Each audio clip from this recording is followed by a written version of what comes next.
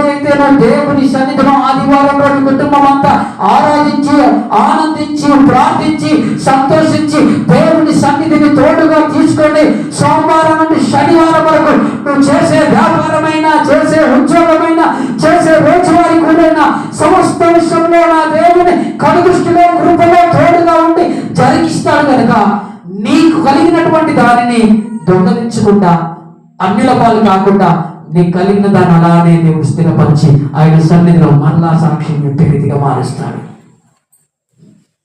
నీ కలిగినది స్థిరపడకుండా అస్థిరంగా మారిపోతుంది. చేస్తున్నావు, సంపాదిస్తున్నావు, కష్టపడుతున్నావు, ఎన్నో ప్రయత్నాలు చేస్తున్నావు, ఏమున్నది అంటే స్థిరత్వం లేదు. నీ ఆశీర్వాదానికి, నీ ధనానికి స్థిరత్వం లేదు, నీ కలిగిన దానికి స్థిరత్వం లేదు.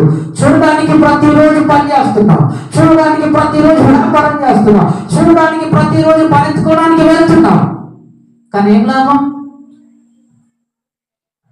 దేవుడిచ్చే స్థిరమైన ఆశీర్వాదాలు లేకుండా అస్థిరమైన ఆశీర్వాదం ఆ పూట ఆ క్షణం దొరికి ఆ క్షణం జరిగి ఆ పూట వెళ్ళిపోతుంది.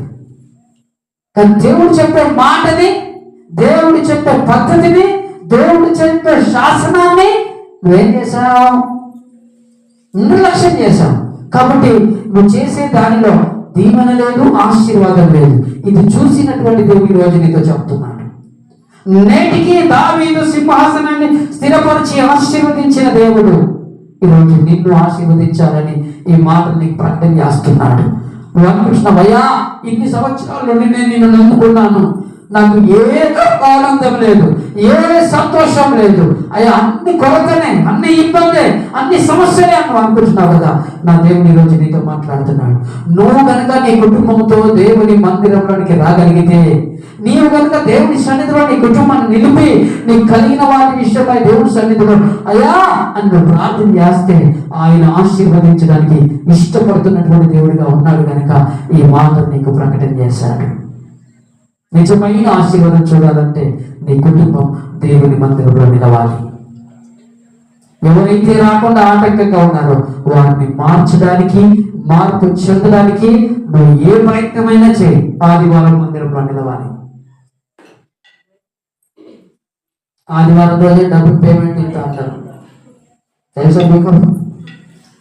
డబుల్ పేమెంట్ ఆదివారమే ఇస్తా అంటారు. ఎందుకో ఎవ్వరికి సైతంగా నీకు ఆలోచన, నీ కుటుంబం దేవుడిచ్చే శాశ్వతమైన ఆశీర్వాదాన్ని పొందకుండా అర్థా కొరతతో ఉంటే నువ్వు భక్తి చేయవు, ప్రార్థన చేయవు, నువ్వు సాక్ష్యం చెప్పవు.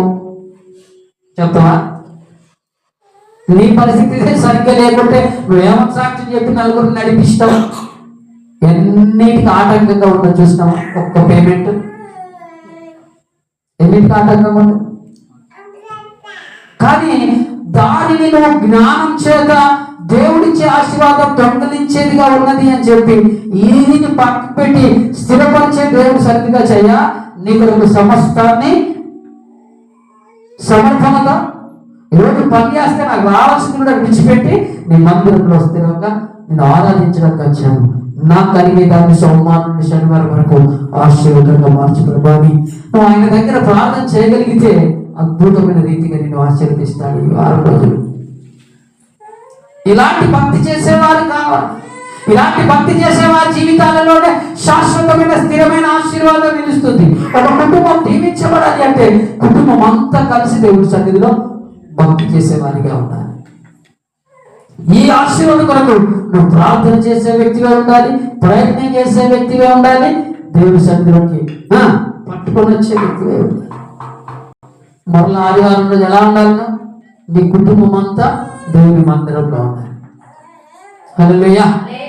ఇంకా చదవమా?